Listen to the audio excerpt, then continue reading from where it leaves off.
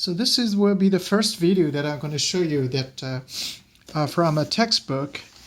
It's a massive classical and quantum physics written by Frederic Byron from Columbia University, and I think it is on page 17, which is very interesting topic.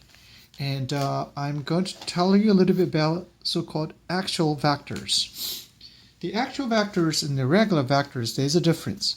For the axial vectors, like this angular momentum L equals r cross p. Now for the regular vectors, if you reverse the spatial coordinates, let's say from a negative x to positive x, and the r is going to be changed to sign, as you might expect it.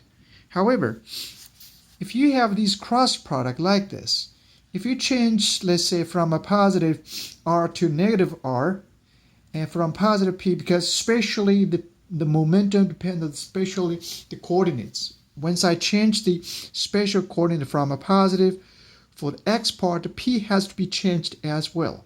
Remember, the p momentum is just the dv over dt. The dr over dt, and that's the velocity part. So when r starts to change, so therefore p has to be changed. So for this reason, so from a positive p to negative p. So then you can see it's very strange. The L orbital, the orbital part of our angular momentum, that actually is equals L. So it doesn't matter whether you reverse and spatially, you still from L to L instead of from L to negative L. So these vectors, which we called axial vectors.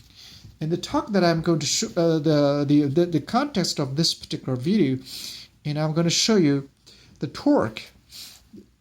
The tau here equals r cross f, and this torque is essentially just derivative of the axial vector itself. So the left-hand side is axial vector.